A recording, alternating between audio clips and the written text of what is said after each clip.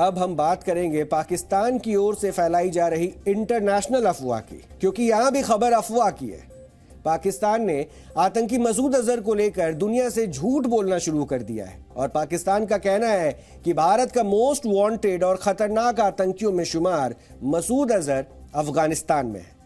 दुनिया की आंखों में धूल झोंकने के लिए उसने अफगानिस्तान को एक पत्र भी लिखा है और इसमें अफगानिस्तान की सरकार से मसूद अजहर को गिरफ्तार करने के लिए कहा गया है। अपने इस पत्र के जरिए पाकिस्तान ये अफवाह फैला रहा है कि मसूद अजहर पाकिस्तान में नहीं अफगानिस्तान में है। पाकिस्तान को झूठ बोलने के मामले में डॉक्टरेट की डिग्री मिलनी चाहिए। दुनिया को बरगलाने में पाकिस्तान ऐसे पैतरे पहले भी आजमाता रहा है। ओसामा बिन लादेन के मामले में भी पाकिस्तान अंत समय तक यही कहता रहा कि ओसामा बिन लादेन पाकिस्तान में नहीं है, लेकिन अमेरिका ने लादेन को मारने के बाद बताया कि वो पाकिस्तान में ही छिपा था। हर बार दुनिया पाकिस्तान की बातों में आ जाए, ऐसा अब मुमकिन नहीं है। मसूद अजहर को लेकर पूरी दुनिया जानती है कि वो पाकिस्तान के बहावलपुर से आतंकी गतिविधियों को अंजाम देता है। मसूद अजहर वही आतंकी सरगना है जो पुलवामा, पठानकोट और संसद हमले का मास्टरमाइंड है। मसूद अजहर का आतंकी संगठन जैश-ए मोहम्मद पूरी दुनिया में बदनाम है। अमेरिका और यूएन भी मसूद अजहर को आतंकी मानते हैं, लेकिन दिवालिया होने के कगार पर खड़ा पाकिस्तान अपने खास मकसद के लिए मसूद अजहर पर दुनिया से झूठ बोल रहा है। हम आपको वो वजह बताएंगे, लेकिन पाकिस्तान की चिट्ठी वाली नूरा कुश्ती पर आपको एक मजेदार बात बताते हैं।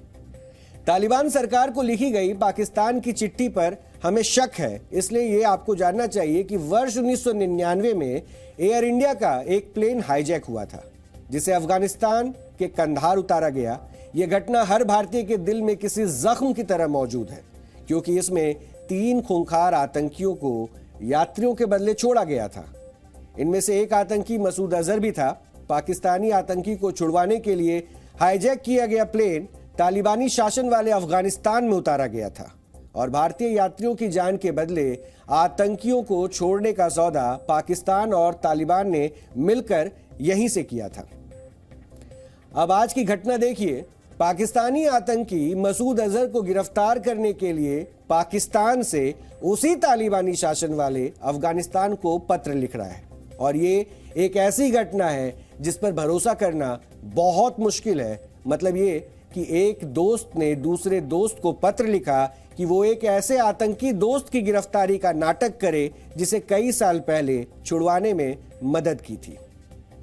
इस तरह के पत्राचार देखने के बाद एक डायलॉग याद आता है। इसे अक्सर एक राजनेता दोहराते हैं। वो कहते हैं, सब मिले हुए हैं जी। पाकिस्तान ये सोचता है कि पूरी दुनिया वही माने जो वो दिखाने की कोशिश कर रहा है, लेकिन दुनिया जानती है कि पाकिस्तान और तालिबान एक ही है। झूठ और धोखे की भी एक हद होती है जिसे पाकिस्तान ने कभी नहीं माना, और सभी जानते हैं कि अफगानिस्तान में चल रही तालिबान सरकार असलियत में पाकिस्तान की ही प्रॉक्सी सरकार है। जैसा पाकिस्तान चाहता है तालिबान सरकार वैसा ही करती है। पाकिस्तान का एक ऐसा ही झूठ वर्ष 2016 में पकड़ा गया था। उस वक्त पठानकोट हमले के बाद पाकिस्तान ने कहा था कि मसूद अजहर उनके देश में नहीं है, लेकिन उसी के कुछ दिन बाद पाकिस्तानी पंजाब के मंत्री राणा सनाउल्लाह ने कहा कि मसूद अजहर को उन्होंने हिरासत में ले रखा है। मतलब वो पाकिस्तान में ही था। मसूद अजहर पाकिस्तान के बहावलपुर से ही अपनी आतंकी गतिविधियों को अंजाम देता है। उसके आतंकी संगठन जैश का हेडक्वार्टर बहावलपुर में ही है। पाकिस्तान अपने आतंकियों को अपने राजदूतों की तरह रखता है और समय समय पर जरूरत पड़ने पर उन्हें गिरफ्तार करने का दिखावा भी करता है। मसूद अजहर को गिरफ्तार करने की चिट्ठी लिखना भी उसी दिखावे का एक हिस्सा है। पाकिस्तान का विदेशी मुद्रा भंडार धीरे धीरे खत्म हो रहा है। हर देश ने पाकिस्तान के मुंह पर कह दिया है उधारी बंद है। ये एक बड़ी वजह है जिसे पाकिस्तान दिखावे के लिए अपने यहां के आतंकियों पर कार्रवाई कर रहा है। पाकिस्तान पर दुनिया के कई देशों का कर्ज है और आईएमएफ से भी पाकिस्तान ने काफी उधार लिया हुआ है। वर्ष 2019 में पाकिस्तान ने आईएमएफ से 48,000 करोड़ रुपए का कर्ज मांगा था और आईएमएफ ने कर्ज देने से पहले एफएटीएफ की रैंकिंग बताने की शर्त भी रखी थी।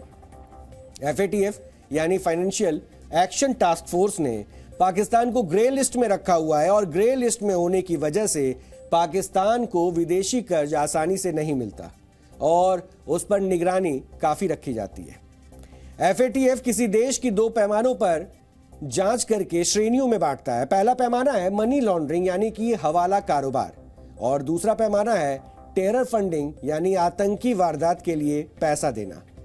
जो भी देश इन दोनों पैमानों पर संदिग्ध पाए जाते हैं उन्हें ब्लैक या ग्रे लिस्ट में डाल दिया जाता है।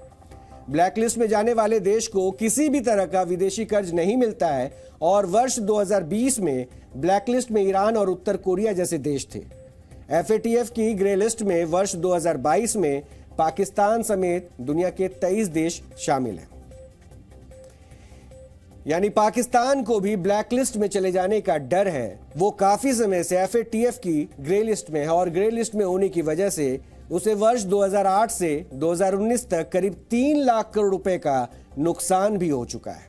इसी साल जून में FATF की बैठक हुई थी जिसमें 34 पैमानों पर पाकिस्तान को परखा गया था।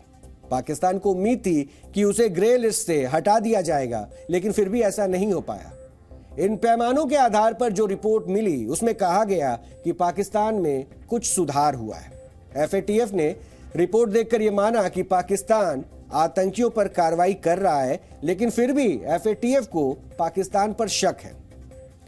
FATF ने 15 सदस्यों वाली एक टीम बनाई और ये टीम आतंक पर पाकिस्तानी कार्रवाई की जमीनी हकीकत जानना चाहती थी।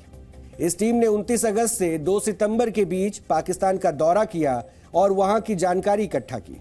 इसी टीम के आगे पाकिस्तान अपनी छवि सुधारना चाहता है और छवि सुधारने के लिए ही वो अपने यहां के आतंकियों पर कार्रवाई का नाटक कर रहा है। मसूद अजहर को लेकर भारत ये कहता रहा है कि वो पाकिस्तान में है, इसलिए पाकिस्तान ने FATF और दुनिया को धोखा देते हुए अफगानिस्तान को पत्र लिखकर ये जताने की कोशिश की है कि मसूद तो अफगानिस्तान में है। FATF की टीम जब पाकिस्तान आने वाली थी उस वक्त भी पाकिस्तान ने अफगानिस्तान को पत्र लिखने का नाटक किया था। वो सर्वे टीम को जताना चाहता था कि आतंकियों पर कार्रवाई की जा रही है। FATF की टीम सर्वे करके जा चुकी है और अब पाकिस्तान दुनिया को यह बताने की कोशिश कर रहा है कि आतंक पर उसकी नीति में बदलाव आया है, लेकिन ये सरासर झूठ है। चीन और कुछ करीबी दोस्तों को छोड़ दे तो कोई भी ये नहीं कह सकता कि पाकिस्तान सुधर गया है। FATF की रिपोर्ट भी यही कहती है और FATF की 15 सदस्यों वाली टीम ने पाकिस्तान की जमीनी हकीकत पर जो रिपोर्ट दी है उससे पाकिस्तान की मुश्किलें बढ़ने वाली है। FATF की सर्वे टीम ने 11 मापदंडों पर पाकिस्तान की स्थिति मापी थी और इनमें आतंकियों की फंडिंग और मनी लॉन्ड्रिंग जैसे मापदंड भी शामिल थे और इन 11 मापदंडों में से पाकिस्तान 10 में फेल हो चुका है। यानी FATF की सर्वे टीम ने माना कि जमीनी स्तर पर पाकिस्तान ने आतंकियों पर कोई कार्रवाई नहीं की है और पाकिस्तान ने आतंकियों पर कार्रवाई के नाम पर दुनिया को धोखा दिया है। पाकिस्तान इस सर्वे टीम की रिपोर्ट के बाद ज्यादा परेशान हो गया है। इसका एक बड़ा कारण यह भी है कि सर्वे टीम की रिपोर्ट पेश होने के बाद पाकिस्तान ब्लैक लिस्टेड किया जा सकता है। अगले महीने यानी अक्टूबर में FATF की बैठक है और इस बैठक में यही रिपोर्ट पेश की जाएगी और अगर इस बैठक में पाकिस्तान की ये रिपोर्ट पेश की जाती है तो पाकिस्तान पर दुनिया का नजरिया नहीं बदलने वाला दिखेगा, तो वो दिवालिया होने की कगार पर भी आ जाएगा और यही पाकिस्तान का असली डर है। ये बेवकूफ़ बनाने वाली बातें हैं क्योंकि अभी समिट होने वाली है जिसमें पाकिस्तान भी जाएगा और दूसरे लोग भी जाएंगे, भारत के प्राइम मिनिस्टर, और प्राइम मिनिस्टर मोदी इस बात को ज़रूर वहाँ पे रेस करेंगे चाइनीज़ लीडर्स के साथ और दूसरे लीडर्स के साथ। फिर उसके अलावा ये भी है कि एक ये जितने देश हैं पड़ोसी सेंट्रल एशियन रिपब्लिक्स, इन सब का एक गठबंधन सा बन गया है। आतंकवाद को लेके बराबर बातचीत होती है, NSA की 2 बार बातें हो चुकी हैं, तो वो वहाँ पे पाकिस्तान की छवि बड़ी ख़राब है। वो दिखाने के लिए मसूद अजहर कहीं पाकिस्तान के अंदर ही होंगे, किसी सेफ हेवन में पाकिस्तान के किसी में इनको रख दिया गया होगा और जब ऐसा होता है इनकी डिमांड होती है अरेस्ट करने की, वो अंतर्राष्ट्रीय आतंकवादी घोषित हो चुके हैं, तो उनको पाकिस्तान की वो सेना के बहुत इंपॉर्टेंट एसेट्स हैं, उनको पाकिस्तान कभी भारत के हवाले नहीं करेगा। और वो लोग को हमेशा किसी न किसी बहाने ये लोग बचाते रहते हैं। मसूद अजहर हुए या हाफिज सईद हुए, इस तरह के बहुत से लंबी लिस्ट है आतंकवादी। इन लोगों का बहुत बड़ा योगदान है आतंकवाद को पूरी दुनिया में फैलाने का। FATF जब उनको ग्रे लिस्ट से निकालने वाला है तो उनके लिए बहुत महत्वपूर्ण चीज़ है, और इसलिए वो दुनिया को दिखाना चाहते हैं कि वो मसूद अजहर के खिलाफ कार्य कर रहे हैं। हकीकत हालांकि ये है कि काबुल को लिखना कि वो काबुल अफ़गानिस्तान में छुपा हुआ है, उसको पकड़ के दें, तो काबुल की तो जो आज हुकूमत है वो भी पाकिस्तान की प्रॉक्सी है। एक तरीके से तालिबान का जो हुकूमत है वो पाकिस्तान के द्वारा ही वहाँ स्थापित की हुई है। पाकिस्तानी रुपी है वो डॉलर के मुकाबले गिरता ही जा रहा है। पिछले 5-6 दिन से अगर आप देखें तो कंटिन्यूसली गिर रहा है। तो ऐसे में पाकिस्तान को ये लग रहा है कि अगर उसको अंतर्राष्ट्रीय समर्थन नहीं मिला तो उसके डिफ़ॉल्ट करने में ज़्यादा दिन दूर नहीं रह जाएंगे। और ऐसी स्थिति में उसको दुनिया को कम से कम ये दिखाना आवश्यक है कि मसूद अजहर के ख़िलाफ़ वो कुछ कार्य कर रहा है। हालांकि हम सब जानते हैं कि मसूद अजहर को पाला पोषा पाकिस्तान में गया है, बहावलपुर में वो रह के अपनी सारी गतिविधियों में संलग्न रहे हैं और किस तरीके से वो भारत विरोधी षड्यंत्र करते रहे हैं। मेरे ख्याल से पाकिस्तान की तरफ से जो कार्रवाई है बैक टू द वॉल है, क्योंकि पाकिस्तान बिल्कुल ही एक कोने में फंस गया है और उसकी समझ में नहीं आ रहा कि वो कैसे निकले। तो दुनिया को बेवकूफ़ बनाने की कोशिश कर रहा है। मसूद अजहर पाकिस्तान में है और ये बात वो हर किसी से छिपाना चाहता है, इसलिए वो मसूद के अफगानिस्तान में होने की अफवाह फैला रहा है। पाकिस्तान ने अफगानिस्तान को जो पत्र लिखा है उसका खंडन आ चुका है। अफगानिस्तान ने तो यहां तक कहा है कि पाकिस्तान बिना किसी सबूत और आधार के ये आरोप लगा रहा है। अफगानिस्तान की IEA यानी कि इस्लामिक एमिरेट ऑफ अफगानिस्तान सरकार के विदेश मंत्रालय ने अपने आधिकारिक बयान में कहा है कि जैश-ए मोहम्मद के लीडर मसूद अजहर के अफगानिस्तान में छिपे होने को लेकर आ रही मीडिया रिपोर्ट्स गलत है। अफगानिस्तान की सरकार किसी भी हथियारबंद व्यक्ति को अपने देश से दूसरे देश के खिलाफ काम नहीं करने देती। इस पत्र के जरिए ऐसा ही लगता है कि अफगानिस्तान ने पाकिस्तान को करारा जवाब दिया है, लेकिन पाकिस्तान और तालिबान का गठजोड़ इस पर विश्वास करने से रोकता है। आतंकवाद को रोकने की मंशा को लेकर पाकिस्तान इतने झूठ बोल चुका है कि उस पर भरोसा करना अब मुश्किल सा लगता है।